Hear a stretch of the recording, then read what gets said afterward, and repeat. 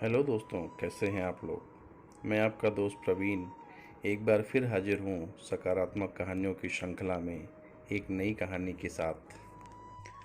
दोस्तों, आज की कहानी बड़ी ही मज़ेदार और प्रेरणादायक कहानी है। मुझे यकीन है कि कहानी आपको ज़रूर पसंद आएगी। तो आप कहानी को अंत तक सुनिए और अगर पसंद आए तो कमेंट के माध्यम से अवश्य अवगत कराएं। दोस्तों, कहानी की शुरुआत होती है एक जंगल से। एक जंगल के पास एक छोटा सा गांव था और एक दिन सुबह सुबह एक सम्राट शिकार खेलते खेलते रास्ता भटक गया और उस गांव में आया। रात भर का थका मांदा था और उसे भूख लगी थी। वह गांव के पहले झोपड़े पर रुका और उसने गांव के उस झोपड़े के बूढ़े आदमी से कहा, क्या मुझे चाय मिल सकती है? और चाय के साथ क्या मुझे 2 अंडों का ऑमलेट मिल जाएगा? उस बूढ़े आदमी ने कहा, जरूर, स्वागत है आपका, आए। वह सम्राट झोपड़े में आए और बैठ गए। बूढ़े आदमी ने उन्हें चाय बना के दिया और 2 अंडों का ऑमलेट दिया। नाश्ता कर लेने के बाद सम्राट ने बूढ़े से पूछा कि इस ऑमलेट और चाय का कितना दाम हुआ।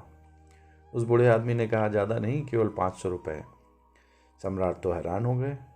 उसने बहुत महंगी चीज़ें खरीदी थी, लेकिन कभी सोचा भी नहीं था कि एक ऑमलेट और चाय का 500 रुपये भी हो सकता है। उस सम्राट ने बूढ़े आदमी से पूछा कि यहाँ पे अंडे और दूध मिलना इतना कठिन है? उस बूढ़े आदमी ने कहा, नहीं महाराज, अंडे और दूध मिलना तो मुश्किल नहीं है, लेकिन एक राजा का मिलना बहुत ही मुश्किल है। आप जैसे सम्राट हमेशा थोड़ी ना हमारी कुटिया में आते हैं। उस सम्राट ने 500 रुपये निकाल कर बूढ़े को दे दिए और अपने घोड़े पर सवार होकर चला गया। उस बूढ़े की औरत ने कहा, हैरान हूँ मैं, तुमने कैसा जादू कर दिया कि वो एक आमलेट और एक चाय के 500 रुपये देकर गया। क्या तरकीब थी तुम्हारी? उस बूढ़े ने कहा, मैं आदमी की कमजोरी जानता हूँ। जिसके आसपास आदमी जीवन भर घूमता रहता है, वह खूंटी मुझे पता है, और उस खूंटी को छू दो और आदमी एकदम घूमना शुरू हो जाता है। मैंने वह खूंटी छू दी थी और राजा एकदम घूमने लगा। उसकी औरत ने कहा, मैं समझी नहीं, कौन सी खूंटी, कैसा घूमना? उस बूढ़े ने कहा, तुझे मैं एक और घटना बताता हूँ अपनी ज़िंदगी की, शायद उससे तुझे समझ में आ जाए। बूढ़े ने कहा, जब मैं जवान था तब मैं एक राजधानी में गया। मैंने वहाँ एक सस्ती सी पगड़ी खरीदी जिसके दाम 3-4 रुपए थे, लेकिन पगड़ी बड़ी रंगीन, बड़ी चमकदार थी। जैसी कि सस्ती चीज़ें हमेशा रंगीन और चमकदार होती हैं।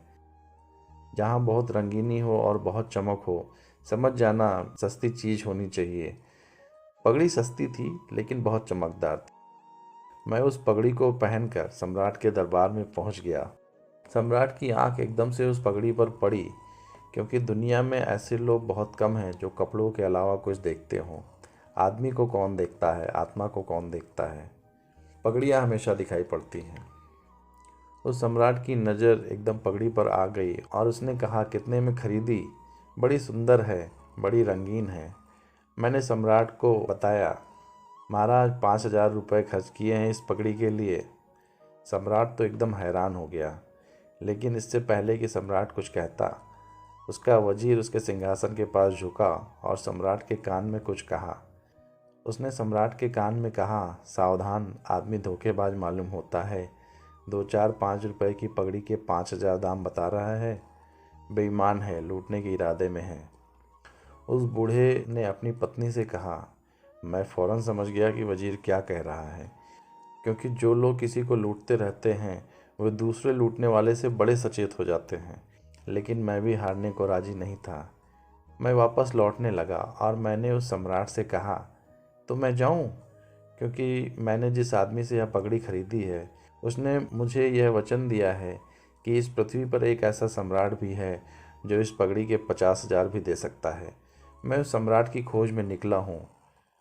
तो महाराज मैं जाऊँ? आप वह सम्राट नहीं हैं, यह राजधानी वह राजधानी नहीं है, और यह दरबार भी वह दरबार नहीं है जहाँ यह पगड़ी बिक सकेगी, लेकिन कहीं न कहीं ज़रूर बिकेगी। मैं जाता हूँ। सम्राट ने कहा, ठहरो, यह पगड़ी रख दो और 50,000 रुपये लेकर जाओ। वजीर बहुत हैरान हो गया। जब मैं 50,000 रुपये लेकर लौटने लगा, दरवाजे पर वजीर मुझे मिला और कहा, हद कर दी। हम भी बहुत कुशल हैं लूटने में, लेकिन यह तो जादू हो गया, मामला क्या है? तो मैंने उस वजीर के कान में कहा कि तुम्हें पता होगा कि पगड़ियों के दाम कितने होते हैं।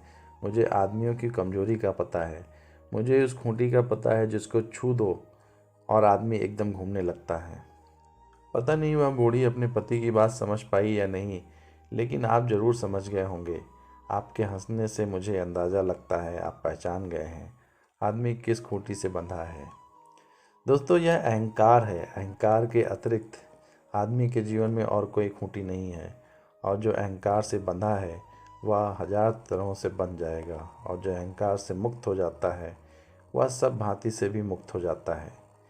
एक ही स्वतंत्रता है जीवन में, एक ही मुक्ति है, एक ही मोक्ष है, और एक ही द्वार है प्रभु का, और वह है अहंकार की खूंटी से मुक्त हो जाना। एक ही धर्म है, एक ही प्रार्थना है, एक ही पूजा है, और वह है अहंकार से मुक्त हो जाना। एक ही मंदिर है, एक ही मस्जिद है, एक ही शिवालय है। जिस हृदय में अहंकार नहीं, वही मंदिर है, वही मस्जिद है, वही शिवालय है। तो दोस्तों, ये कहानी आपको कैसी लगी? कमेंट के माध्यम से हमें अवश्य बताएं, और वीडियो को प्लीज़ लाइक करें और चैनल को सब्सक्राइब करें और अपनों के साथ शेयर करें। धन्यवाद।